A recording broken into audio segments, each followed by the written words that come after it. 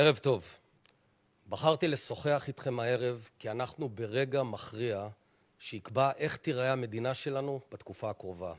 בידיים שלנו לבחור האם לפעול בצורה אחראית ולקיים מדינה פתוחה וחופשית, או לטמון את הראש בחול וחלילה להביא שוב לסגרים אינסופיים.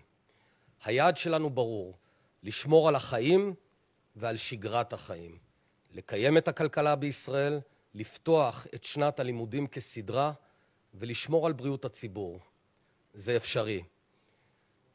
גלי הקורונה הראשונים עלו לנו ב-6,430 מתים, ב-200 ימי סגרים, באובדן שנת לימודים ובפגיעה כלכלית קשה. כעת העולם מצוי בעין הסערה של מגפת הדלתא, והעולם הופך כולו אדום. אפילו האולימפיאדה מתרחשת לראשונה בהיסטוריה בלי קהל. הכי קל עבורי היה לסגור את המדינה, אבל המצפן שלנו כעת שונה. אנחנו רוצים לקיים מדינה פתוחה ובטוחה. אנחנו מנהלים את המערכה הזאת באחריות, מתוך חשיבה ועל בסיס עובדות ונתונים. ראשית, מה ההבדל בין מגפת הקורונה לבין מגפת הדלתא? תראו, חולים בדלתא נושאים בתוך הגוף שלהם פי 1,000 עומס נגיפים. כמות הנגיפים בגוף. והדלתא מתרבה ומדבקת הרבה יותר מהר מהקורונה המקורית. אם את הקורונה המקורית היה אפשר לחסום עם חיסונים לבד, הרי שבגל הדלתא הממשלה בנתה תוכנית של 3 שכבות הגנה. שכבת החיסונים, שכבת ההגנה על המבוגרים ושכבת המסכות. ראשית, שכבת החיסונים. האתגר שלנו ברור, שכל הישראלים שיכולים להתחסן, ילכו להתחסן. כל אזרח מגיל 12 ומעלה, שאין לו מניעה בריאותית להתחסן, לכו להתחסן. לכו להתחסן. אני רוצה לעמוד על הנקודה הזאת. יש מדינות רבות בהן אין מספיק חיסונים עבור האוכלוסייה, והציבור משווע לזה. וכאן ממשלת ישראל משקיעה מיליארדים כדי שיהיה חיסון זמין בכל נקודה בארץ. ועדיין מיליון ישראלים פשוט מסרבים להתחסן. גם עבור הצעירים מעל גיל 12 דאגנו לרציפות של מלאי החיסונים הנדרש. אבל עדיין יש מעל 600,000 צעירים עד גיל 30 שעוד לא התחסנו. אני מכבד דעות שונות, אבל יש רגע ויש מקום שבו הדיון הזה צריך לעצור, והוא עצם החיים של כולנו. המדע הוא חד וברור. החיסונים עובדים, הם יעילים ובטוחים. לצעירים באופן כמעט מוחלט, למבוגרים הם יעילים אבל לא מספקים. מעל מיליארד אנשים בעולם כבר התחסנו. אזרחים יקרים, סרבני החיסונים מסכנים את בריאותם, את סביבתם ואת החופש של כל אזרחי ישראל. הם מסכנים את החופש שלנו לעבוד, את החופש של ילדינו ללמוד, החופש לחגוג שמחות עם המשפחה.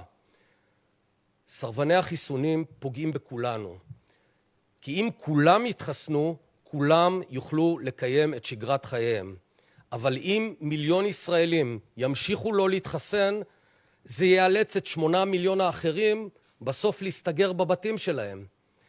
לכן הקבינט קיבל היום החלטה שהחל מה-8 באוגוסט סרבן חיסון לא יוכל להיכנס לקולנוע, לתיאטרון, לבית הכנסת, ללונה פארק, למשחק כדורגל או לכל פעילות מעל 100 איש, בפנים או בחוץ, אלא אם הוא יביא בדיקת קורונה שלילית על חשבונו.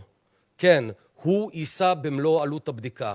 אין שום סיבה שמשלמי המיסים ואנשים שכן מקיימים את חובתם האזרחית להתחסן, יממנו בדיקות למי שמסרב להתחסן. בתחום הטיסות, המחוסנים יוכלו לטוס למדינות הנקיות ולחזור, ולאחר קבלת תוצאות בדיקת הקורונה בישראל, הם יהיו פטורים מבידוד. אך לעומתם, מי שמסרבים להתחסן, ייכנסו לבידוד של שבוע מכל מדינה שיחזרו ממנה. הפעולות הללו יסייעו לבלום את התחלואה. אני פונה מכאן לכל מי שמכיר סרבן חיסון. שכנעו אותו, תסבירו לו, שלא יפגע באחרים, תשכנעו אותה, תסבירו לה, אל תוותרו. השכבה השנייה היא ההגנה על הקשישים והפגיעים בישראל.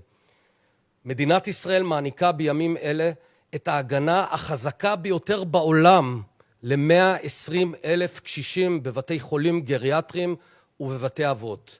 כל אזרח ישראלי צריך להתגאות במהלך המופלא הזה שמקיים אל תשליכני לעת זקנה. לגבי שאר המבוגרים שיודעים לנהל את עצמם, הם אחראים להתנהל ביתר זהירות ולשמור על עצמם. כן, לפגוש את הנכדים, אבל בחוץ, באוויר הפתוח, עם מסכות. כמו שאתם זוכרים, כולנו שומרים על סבא ועל סבתא. והשכבה השלישית, שכבת המסכות, טוב, היא תלויה רק בכם, בכולנו. המסכה הוכחה מדעית ככלי יעיל במיוחד כדי להגן על עצמכם ועל סביבתכם.